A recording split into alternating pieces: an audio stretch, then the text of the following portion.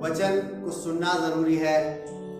वचन हम सुन सकते हैं, सुनने से विश्वास बढ़ता है और अच्छा वचन सुनना चाहिए, ऐसा वचन सुनना चाहिए या वैसा वचन सुनना चाहिए। सुनने पे हम अक्सर बात किया करते हैं, लेकिन बाइबल हमें सुनने के अलावा बोलने के बारे में भी बताती है कि बोलना और सुनना दोनों हमारे शरीर की क्रियाएं हैं। हम सुनते हैं, उसके लिए हमें 2 कान दिए गए हैं, लेकिन बोलने के लिए हमें केवल 1 मुंह दिया गया है। अगर 2 मुंह दिए जाते तो कितना मजा आता। अभी तो 1 ही है। 2 कान हैं, इसलिए दिए गए हैं कि आप मैक्सिमम सुने, ज्यादा से ज्यादा सुने, और 1 मुंह किस लिए होता है कि कम से कम बोले। लेकिन उल्टा हिसाब होता है, इन 2 कानों से कम सुनते हैं और 1 मुंह से हम ज्यादा बोलते हैं। बड़ा कॉमन फैक्टर है। लेकिन बाइबल बोलने के विषय में क्या समझाती है, क्या सिखाती है? बाइबल बड़ी अच्छी बात बताती है। कभी कभी कई चीज ऐसी बाइबल में आती हैं जो आपको क्लिक करती है। जब आप रीड करते हैं, जब आप वचन पढ़ते हैं, तो कोई ना कोई वचन ऐसा होता है जो आपको क्लिक करता है बहुत सी चीज। और क्लिक कौन करवाता है? परमेश्वर करवाता है। वो बताना चाहता है, वो समझाना चाहता है कि जो वचन मैंने आपको बाइबल के अंदर दिया है या पवित्र शास्त्र में दिया है, वो क्यों है, उसका क्या महत्व है, उसका क्या मतलब है, और वो वहां क्यों लाया गया है। ऐसा ही नहीं आ गया। कोई भी बाइबल के अंदर अगर हम वर्ष पढ़ते हैं या आयत को हम पढ़ते हैं, ऐसा ही नहीं लिख दी गई है या एक स्टोरी बना के वो वहां नहीं पहुंचा दी गई है। वहां पर उसके रहने का एक पर्पस है, वहां पर उसके आने की एक बहुत बड़ी वजह है। और वो वजह यह है कि हम उसको पढ़ें, हम उसको सुने और उसको समझें कि वो क्या बताना चाहता है, वो क्या सिखाना चाहता है। हम सीखने में अगर तत्पर रहेंगे, सीखने में अगर हम आगे रहेंगे, आप सब इंटेलिजेंट हैं, मुझे मालूम है, आप सब सीखे सिखाए, आपको कुछ सिखाया नहीं जा सकता है। लेकिन बहुत सी चीजें ऐसी होती हैं जिन्हें हम अपने प्रैक्टिकल में सीखते हैं, अपने आप ही अभ्यास करके सीखते हैं। वो चीज आपको कोई सिखा नहीं सकता, वो चीज आपको कोई प्रैक्टिकल करके बता नहीं सकता है, वो आपको खुद करना पड़ेगा। तो उस चीज को आज हम समझेंगे कि बाइबल बोलने के विषय में क्या कहती है। चलिए, ज्यादा टाइम आपका नहीं लूंगा। वैसे तो ये टॉपिक जो है बहुत लंबा है। जब मैंने इस पर स्टडी करी थी तो मेरे को बहुत सी वर्सेज ऐसी मिली थी जो बांटने योग्य हैं, लेकिन मैं कुछ लिमिटेड वर्सेज आपके साथ बांटना चाहूंगा। मैं सोच रहा था कि इसको मैं 2 पार्ट में डिवाइड कर दूं, कि एक पार्ट आज आपको बताऊं और एक पार्ट मैं आपको नेक्स्ट वीक में बताऊं। लेकिन फिर मैंने सोचा पहले थोड़े से शुरुआत करते हैं, बाकी फिर बाद में देखेंगे। चलिए, मेरे साथ आप अगर निकाल लेते हैं मत्ती की पुस्तक, उसका 15वां अध्याय और उसकी 10वीं आयत। मत्ती की पुस्तक, उसका 15वां अध्याय और उसकी 10वीं आयत। यहां पर बड़ी अच्छी बात लिखी है। शुरुआत जब होती है तो बड़ी अच्छी अच्छी बातों से होती है। चलिए, इसमें बड़ा अच्छा लिखा हुआ है। यीशु मसीह की बातचीत चल रही थी और अपने चेलों से बातचीत चल रही थी, और कुछ लोग और भी थे जो बातचीत चल रही थी। और उस बातचीत के दौरान में ही उसने एक बात क्या बोली, वो कहता है कि और उसने लोगों को अपने पास बुलाकर उनसे कहा, सुनो और समझो। क्या करना है? सुनना है। और ये कौन कह रहा है? ये प्रभु यीशु मसीह कह रहा है। ये आपके पादरी साहब नहीं कह रहे, ये आपके पादरी साहब नहीं कह रहे हैं कि आपको सुनना है और समझना भी है। और सुनने और समझने के लिए बहुत जरूरी चीजें हैं कि आपको ध्यान देना पड़ेगा कि क्या समझाया जा रहा है और क्या सुनाया जा रहा है। यीशु मसीह वहां बैठ के बात कर रहा था और उसने लोगों को अपने पास बुलाया। लिखा हुआ है कि उसने लोगों को अपने पास बुलाया। शायद हो सकता है डिस्टेंस पे होंगे या दूसरी जगह खड़े होंगे, तो उसने पास बुलाया होगा कि भाई आप लोग यहां आ जाओ मेरे पास, अब सुनो और समझो। केवल सुनना नहीं है, समझना भी है। केवल सुनने से ना बहुत सी चीजें बिगड़ती हैं। आपको पता है, बिना जब समझते नहीं है, आजकल बड़ा अच्छा ट्रेंड चला हुआ है कि आपको बाइबल के वचन से कोई भी मैनिपुलेट कर देता है। मैनिपुलेट का मतलब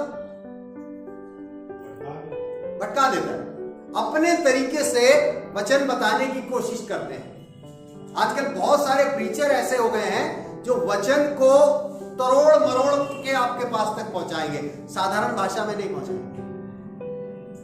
वो समझ नहीं आएगा आपकी, कि बता देंगे कि फिर आपको याद रहेगा कि उन पादरी साहब ने ये वचन बताया था। रेवलेशन अलग अलग हो सकते हैं, लेकिन समझना आपको है। मैंने आपको पहले भी समझाया था, बाइबल में लिखा है कि सावधान रहो कि कोई तुम्हें भरमाने ना पाए। आप भ्रम में नहीं आने चाहिए। जब आप वचन का अध्ययन करते हैं, जब बाइबल स्टडी करते हैं या उसको रीड करते हैं, तो भ्रम में बैठ के आपको स्टडी नहीं करनी। ये भ्रम नहीं है, ये मायाजाल नहीं है, ये जादू नहीं है, ये समझने वाली चीज है। इसलिए प्रभु यीशु मसीह ने बोलने से पहले लोगों को बुलाया कि यहां आओ, सुनो और समझो। समझने के लिए बुलाया है, सुनने के लिए नहीं बुलाया। सुनने के लिए तो कईयों हजार की भीड़ उसके पीछे चलती रहती है, लेकिन समझने वाले कितने लोग हैं, इस बात को जानना बहुत जरूरी है। समझना, वचन को जब अगर आपने समझ लिया तो आपको सब कुछ मिल गया। आपने केवल सुना है नहीं। एक बीज बोने वाला बीज बोने निकला, कुछ पथरीली पे गिरे, कुछ झाड़ी में गिरे, किसी को चिड़िया ने चुग लिया, और कुछ जो थे अच्छी भूमि पर गिरे। और लिखा है कि जो पथरीली भूमि पर गिरे थोड़ी देर में उगे, पत्थरों ने सुखा दिया, वहां पक्की भूमि नहीं मिली, झाड़ियों में गिरे, उगे, झाड़ियों ने दबा दिया, रोड पे जो गिरे कुछ चिड़िया चुग के निकल गई। लेकिन जो अच्छी भूमि पर गिरे उनके लिए लिखा है कि वो उगे, फल लाए। कितना कितना?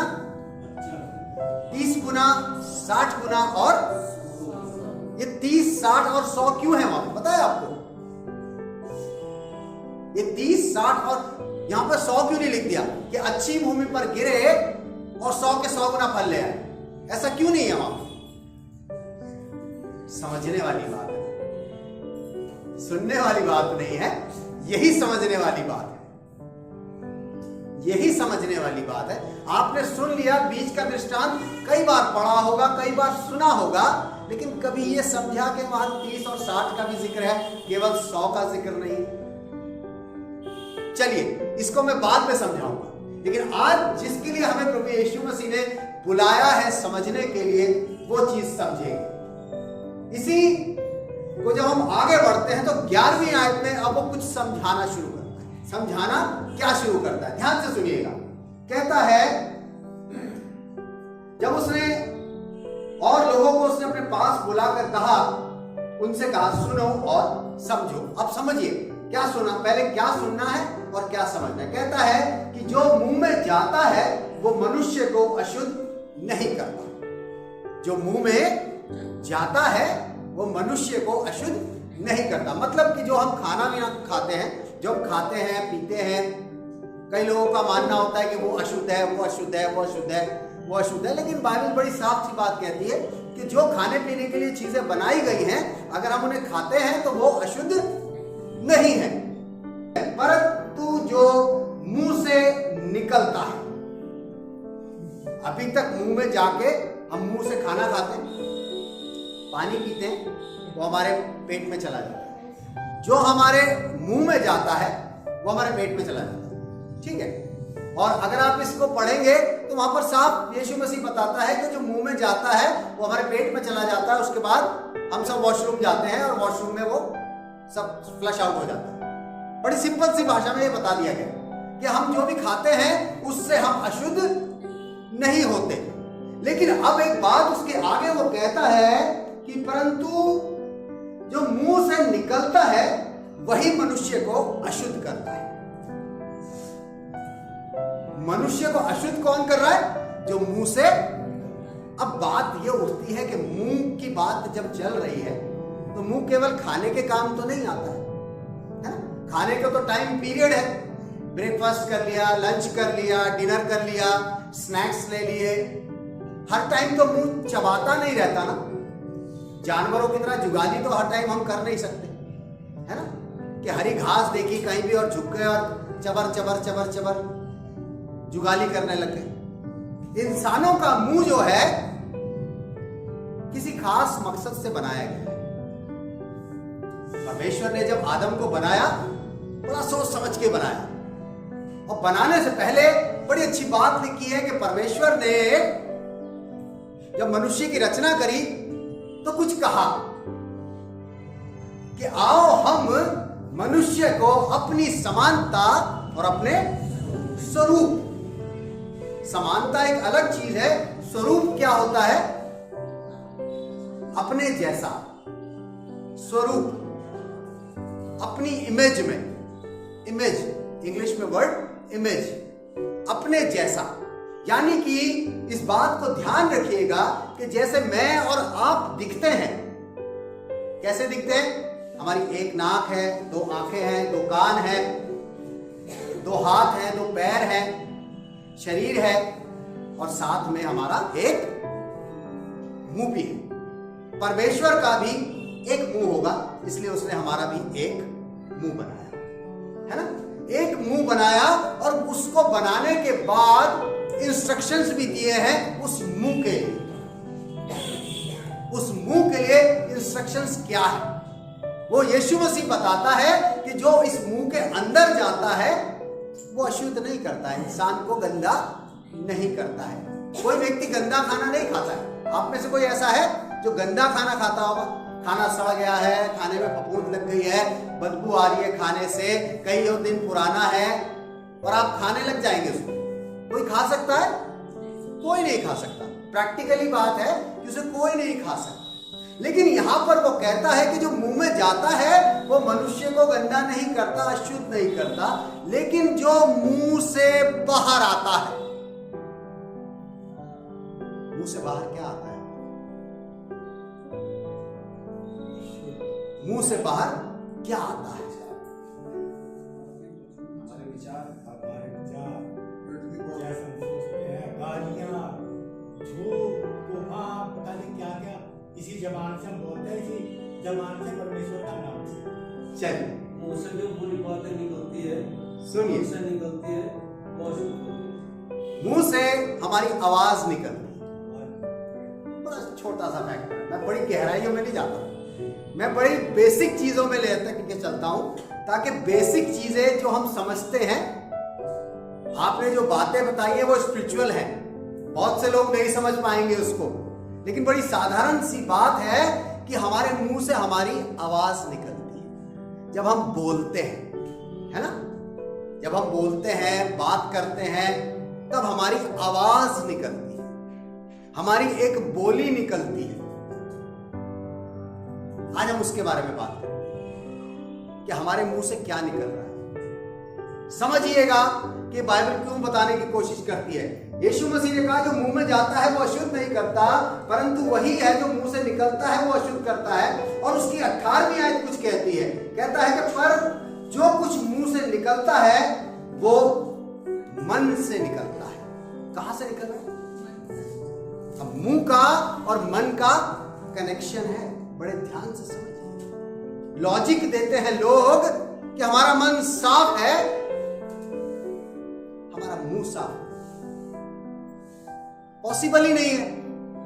बाइबल ने डिनाई कर दिया इस बात को कि जो आपके मुंह से निकलेगा वो निकल के कहां से आएगा? आपके मन से। ये मैं नहीं कह रहा हूं, ये मैं नहीं कह रहा हूं, ये बाइबल कह रही है। लॉजिकली आप मत देखिए हमारा मन तो बहुत साफ है, हम तो मुंह पे कह देते हैं। मुंह पे आपने तभी तो कहा जो आपके मन में भर रहा था, तभी तो आपने कह दिया। अगर मन साफ होता तो आपके मुंह से भी साफ बात निकलती। हम अपने मन में कोई बात नहीं रखते, हम तो कह के अलग हो जाते हैं। अरे मन में नहीं रखते हो तभी तो मुंह से बाहर आ जाती है। मुंह से जब बाहर बात आती है वो मन की बात होती है। और सबसे बड़ी अच्छी बात लिखी हुई है, उसमें लिखा हुआ है जो कुछ मुंह से निकलता है वो मन से निकलता है और वही मनुष्य को अशुद्ध करता है, सामने वाले को नहीं। जिसके मुंह से निकल रहा है वो अशुद्ध हो रहा है, सामने वाला नहीं हो रहा है। अशुद्ध कौन हो रहा है? जिसके मुंह से वो चीज निकल रही है। क्यों? क्योंकि मुंह से निकलने वाली चीज उसी के मन से निकल के आ रही है, दूसरे के मन से नहीं निकल रही। पता है आप, जो मेरे मन के अंदर है वो मेरे मुंह पर आएगा। मेरे मुंह के अंदर कोई स्पेशल चीज अलग से नहीं आएगी। ध्यान से सुनिएगा। चलिए लेके चलता हूं आपको मत्ती 26 उसकी 73वीं आयत। मत्ती 26 उसकी 73वीं आयत। बड़ी अच्छी बात लिखी हुई है। यहां पर टाइम था प्रभु यीशु मसीह को बंदी बना लिया गया था। जब प्रभु यीशु मसीह को क्रूस पे चढ़ाना था तो उसे बंदी बना के ले गए और गतसमनी बाग में ये सब किस्सा हुआ। तो वहां से सब जो चेले थे वो इधर उधर हो गए, क्योंकि वहां पर सैनिक आ गए थे, वहां पर और भी लोग थे, बहुत सारी भीड़ थी, लाठियां लिए हुए थे, डंडे लिए हुए थे। तो डर ये हो गया कि अब पिटाई होने वाली है, जितनी तेज हो सकती है यहां से भाग लो। तो वहां पे सब तितर बितर हो गए, यीशु मसीह को पकड़ के ले गए। और जब यीशु मसीह को पिलातुस के पास पहुंचा दिया गया, वहां पर एक किस्सा होता है बड़ा अच्छा। यीशु मसीह का एक चेला था जिसका नाम था पतरस। जानते हैं पतरस तू कैफा है? तुझ पे मैं अपनी कलीसिया बनाऊंगा। यीशु मसीह ने पतरस से बात की। उसने कहा ओके प्रभु जी, बहुत बढ़िया बात है, मैं आपका फेवरेट हूं, आप कलीसिया बनाओगे, आपने मुझे एक नाम दिया है, बहुत अच्छी बात है। यीशु मसीह को पकड़ लिया, सारे चेले इधर उधर हो गए, पतरस साहब भी थोड़े से गायब हो गए। और पतरस साहब जब गायब हो गए वो देख रहे थे हो क्या रहा है, यीशु मसीह के साथ किया क्या जा रहा है। यीशु मसीह को पकड़ लिया था, यीशु मसीह की सजा हो रही थी। तभी वहां पर कुछ होता है, ध्यान से सुनिएगा। इसकी 26 की 73वीं आयत लिखा है, थोड़ी देर के बाद वहां जो खड़े थे उन्होंने पतरस के पास आकर उससे कहा। पतरस वहीं आसपास खड़ा था, लोग देख रहे थे। अगर आप इसका ऊपर का हिस्सा पढ़ेंगे तो वहां पर लिखा हुआ है कि एक लेडी आई पतरस के पास। पतरस ने आके पतरस से कहा, भाई तू तो इसी के साथ था। पतरस अब तक चुपचाप खड़ा था, अब तक मुंह बंद था। लेकिन जब ये लेडी आके इससे बात करने लगी और पतरस को बोला कि तू यीशु मसीह के साथ था, तो पतरस को क्या करना था? डिफेंड करना था, अपने आप को बचाना था। उसे पता था कि यीशु को 39 कोड़े का ऑर्डर है, मेरे 20 तो पड़ेंगे, मेरे 20 तो पड़ेंगे। इससे अच्छा है इसको बोल दो।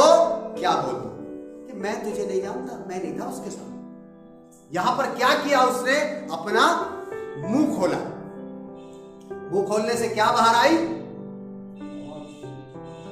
आवाज। ध्यान से समझिएगा बात।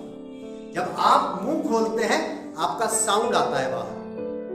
बचपन में स्कूल में आज भी बच्चों को साउंड सिखाए जाते हैं ना, आ उ ए साउंड सिखाए जाते हैं। जो टीचर्स हैं वो समझ सकते हैं इस चीज। आवाज बाहर निकलती है। पतरस से उसने बात करी, उसने डिफेंड करके कहा कि मैं नहीं जानता। उसके बाद यहां पर वो कहता है कि थोड़ी देर के बाद जो वहां पर खड़े थे उन्होंने पतरस के पास, पहले एक आया, फिर एक और आया और फिर बहुत सारे लोग वो क्या सुन रहे थे पता है आपको? क्या सुन रहे थे वो? पतरस की आवाज।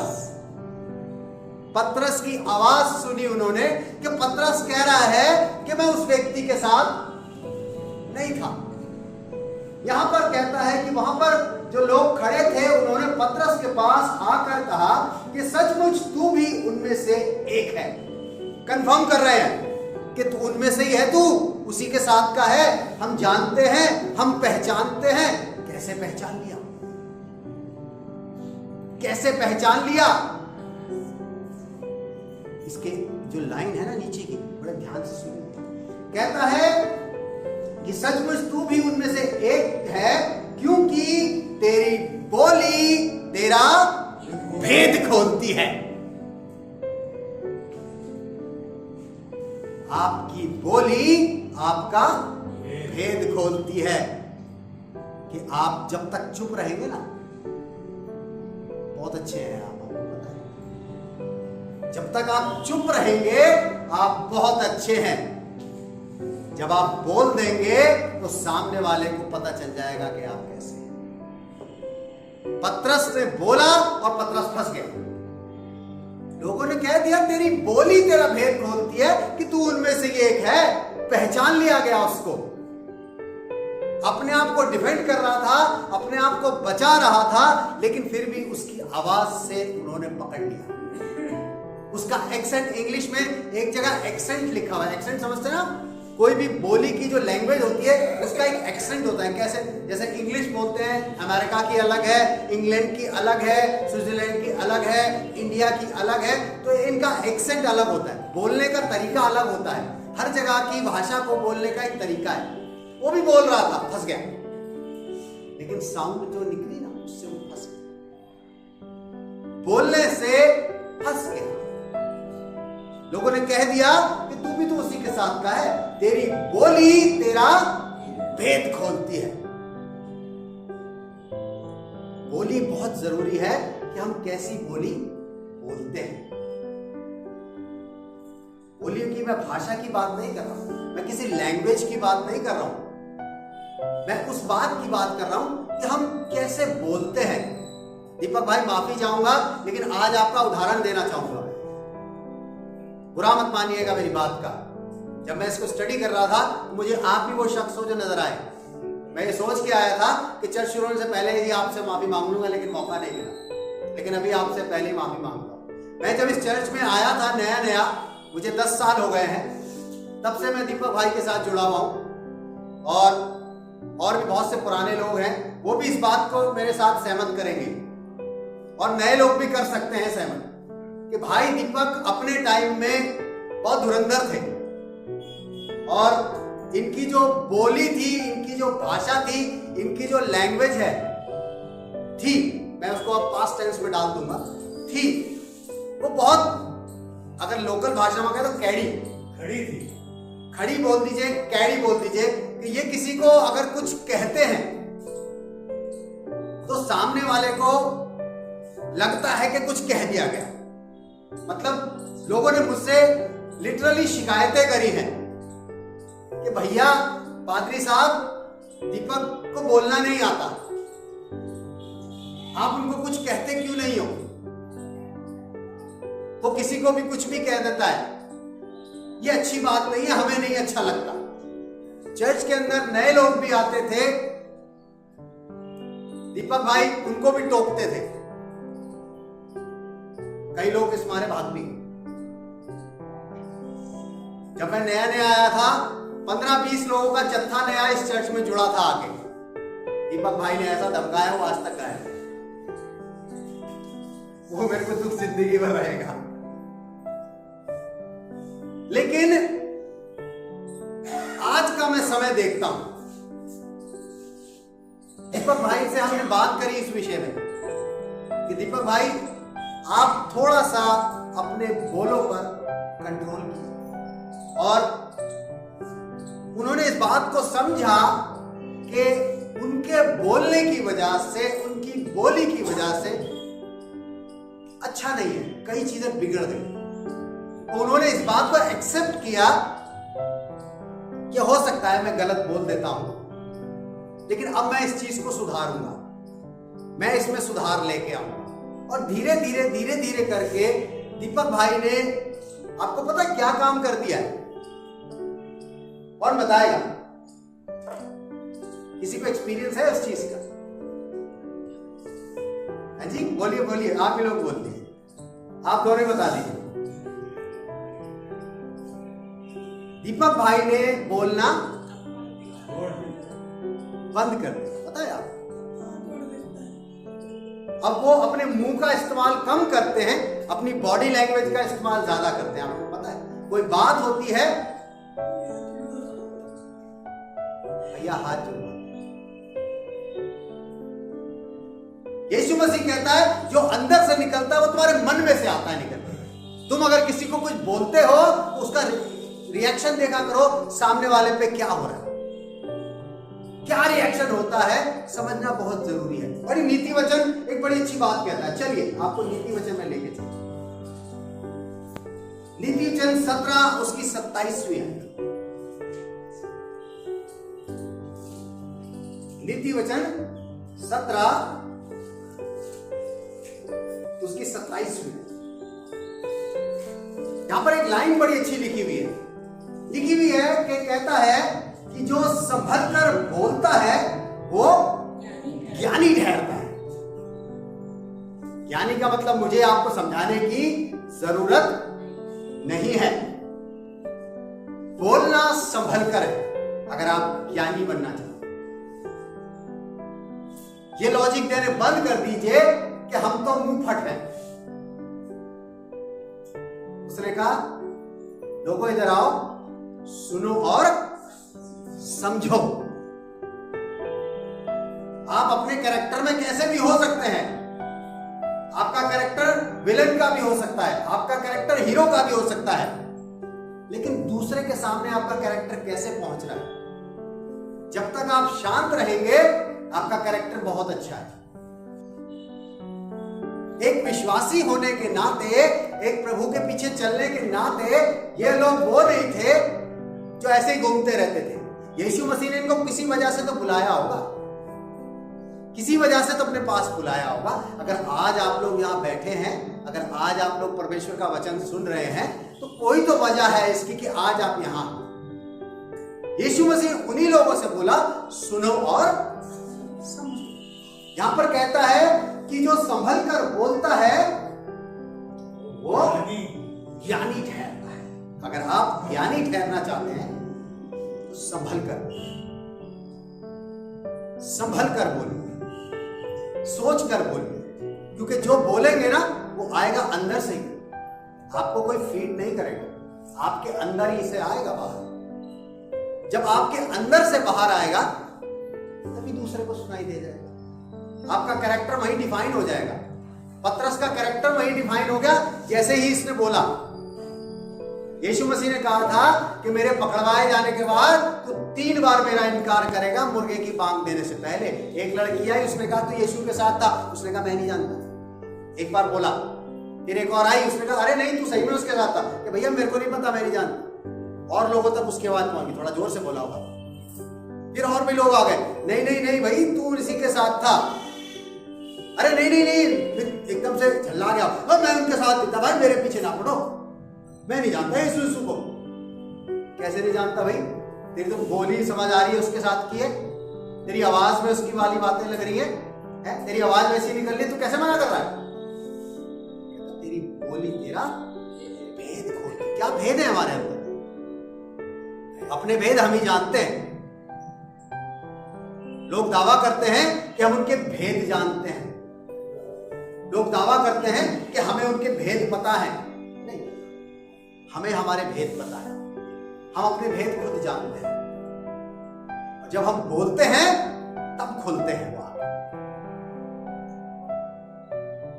एक आयत और पढ़वाऊंगा, बड़ी अच्छी है भाई, सुनिए बड़े ध्यान से सुनिए। नीति वचन 12 उसकी 18वीं। ऐसे लोग हैं जिनका बिना सोच विचार का बोलना तलवार के समान चुभता है। किसके समान? ये क्या चुभ रहा है? तलवार नहीं है ये। बोल रहा है बोलना चुभता है, बोलना चुभता है। अगर आप किसी से बात कर रहे हैं तो ध्यान से समझ लीजिए कि आपकी बात किसी को चुभ तो नहीं रही, आपकी बात किसी को चुभ तो नहीं रही। चुभने का मतलब ये नहीं है। यहां शब्द कौन सा यूज किया है पता? तलवार। तलवार किस काम आती है? काटने के ना, तलवार काटने के काम आती है। और यहां तलवार का उदाहरण है कि हमारी जो बोली है, हमारी जो बात करने का तरीका है, वो तलवार की तरह यूज हो जाता है। कहीं हमने तो ने कुछ नहीं कहा, हमने तो ने कुछ नहीं बोला, लेकिन एक बात को समझ लीजिए कि क्या आप तलवार को नहीं चलाते? बाइबल में लिखा है, यीशु मसीह ने कहा कि मैं तलवार चलाने आया हूं। आपको और मुझे इजाजत थोड़ी है तलवार चलाने की। वो कहता है कि कुछ ऐसे लोग हैं जिनका बिना सोच विचार कर बोलना। सोचना है और विचारना है कि हम क्या बोल रहे हैं, हम क्या बोल रहे हैं। बातों से लोग हर्ट होते हैं, आपको पता है।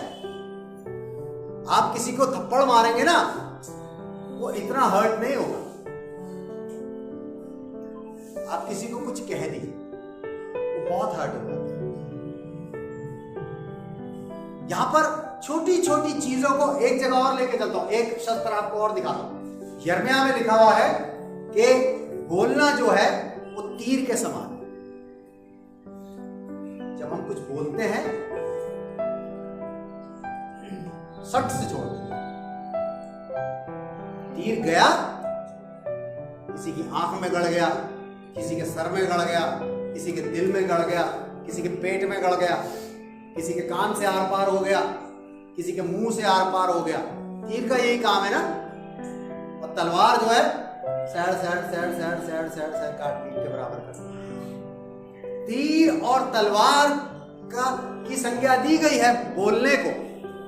अब आप सोच सकते हैं कि बाइबल बताती है कि हमारी बोली जो है वो तीर के समान है और तलवार के समान। हम कैसे बोलते हैं? क्या मन में हमारे विचार सोच लेते हैं बोलने से पहले? कहते हैं मन के विचार ही बाहर आ रहे हैं। चलिए एक बड़ी अच्छी बात पढ़ते हैं।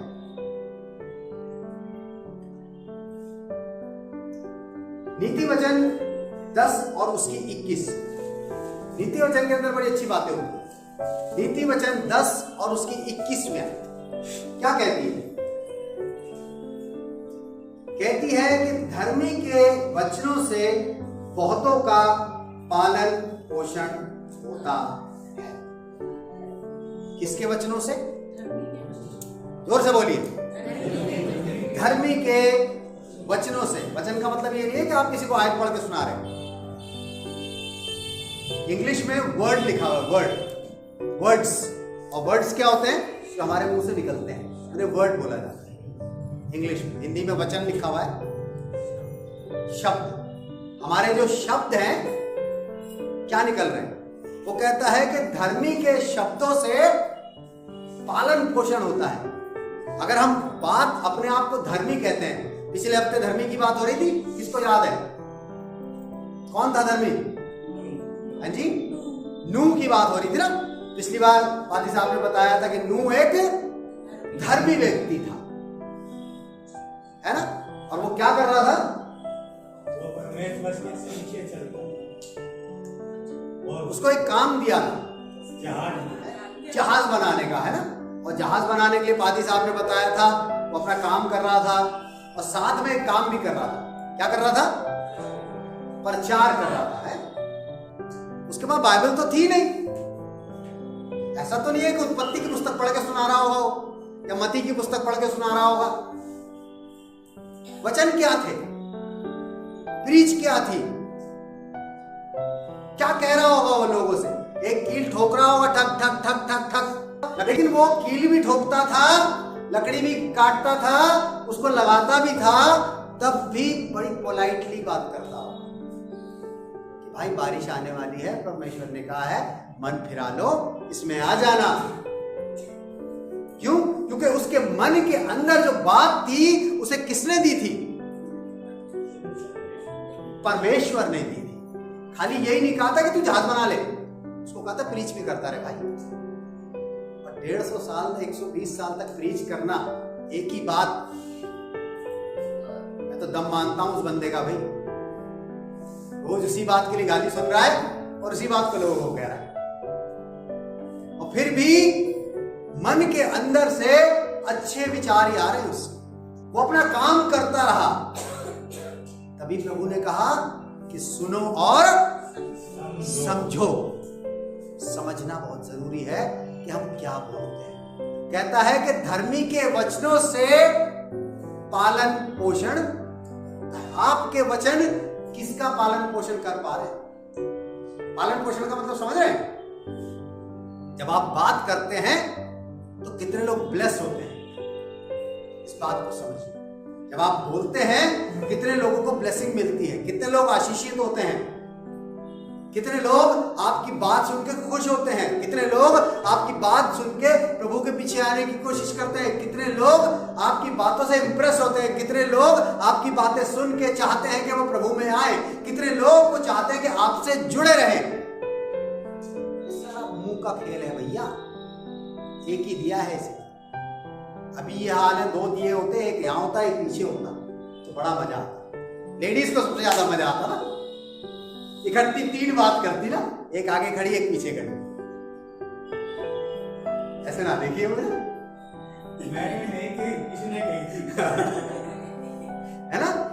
और बहन तू बता। हाँ मैं तो ठीक हूं, तू बता। मैं ठीक हूं। मैं खुदा का धन्यवाद हो, एक ही है और इसी से बड़े बड़े काम होते हैं। बाइबल में लिखा हुआ है कि जीव एक क्या है, तीसरी चीज भी आ गई। बताओ, अभी तक तो तलवार थी, तीर थी, और अब आग का काम क्या है ये बताइए। चलिए आप ही बताइए। जलाना। जलाना नहीं होता, आग का काम बताइए।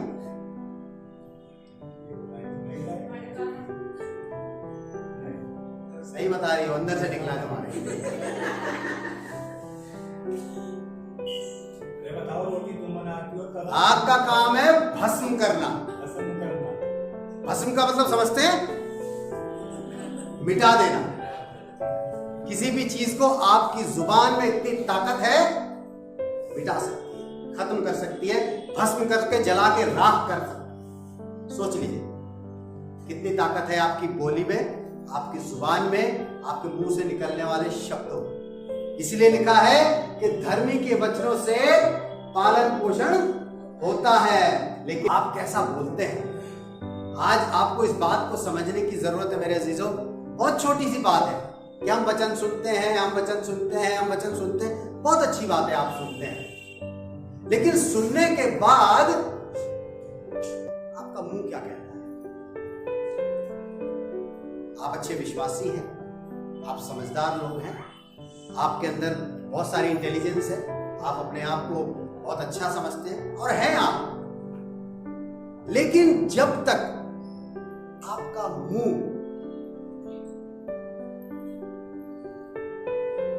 अच्छा नहीं हो, सामने वाले पे इफेक्ट आएगा ही नहीं आपको। इसका अच्छा होना बहुत जरूरी है। बदल के देखिए, लॉजिक देना बंद कर दीजिए। क्या हम तो मुंह फटे मुंह पे बोल देते हैं, जो मन में आता है हम तो कह देते हैं ना। उससे सिर्फ एक ही चीज होती है कि तेरी बोली तेरा भेद खोल देती है। अगर आप प्रभु के वचन सुनते हैं, प्रभु के वचन पढ़ते हैं, प्रभु के वचन को अपने जीवन में उतारते हैं, तो आपके अंदर से वही चीजें बाहर आनी चाहिए, वही चीजें बाहर आनी चाहिए। लिखा है अशुद्ध वो नहीं करता जो अंदर जाता है, अशुद्ध वो करता है जो बाहर आता है। और बाहर जो आएगा वो सबसे पहले उसमें लिखा है मन के विचार, मन के विचार। वर्सेस बहुत सारी थी, मैंने नहीं खुलवाई, लेकिन उसके नीचे अगर आप पढ़ेंगे कि जो अशुद्ध करता है, सबसे पहले एक ही चीज लिखी है, उसके आगे बहुत सारी चीजें लिखी हैं, लेकिन जो पहली चीज लिखी है वो लिखा है मन के विचार। आपके मन में क्या है? आपके मन में क्या है? जो मन में है वही मुंह पे है।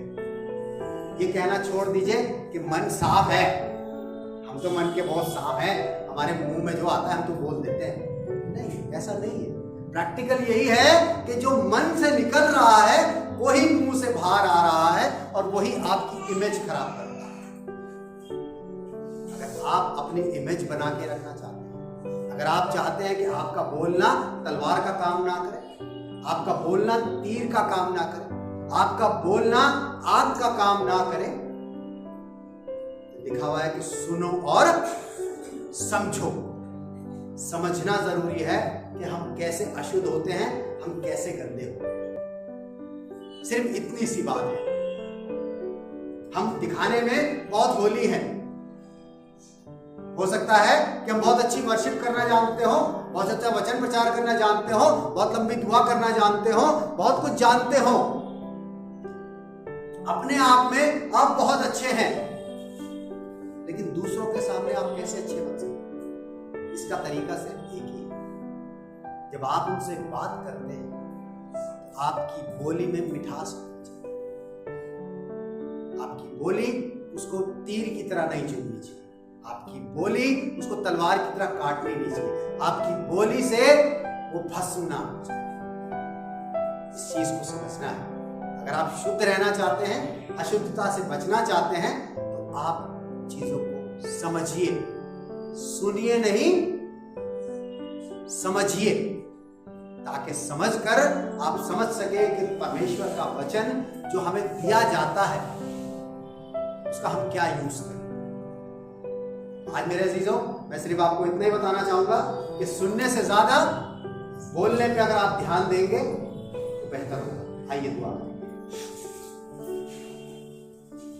धन्यवाद करते हैं प्रभु जी आज के इस वचन के लिए जो आपने हमको दिया, कि हमें अपनी बोली को शुद्ध रखना है। कि यदि हमारी बोली शुद्ध नहीं है, हमारे विचार भी शुद्ध नहीं। हम आपका धन्यवाद करते हैं इस सुंदर वचन के लिए, और आज जितने लोग यहाँ बैठे हैं उन सब के लिए आपसे प्रार्थना। यदि कोई व्यक्ति ऐसा है प्रभु जी जो इस चीज में है, जो बोलने में सामर्थ्य नहीं है, जो बोलता है लेकिन अशुद्ध हो जाता है, तो आपसे प्रार्थना करते हैं उनके जीवनों में आप काम करें। जैसे आपने दीपक भाई के जीवन में काम किया,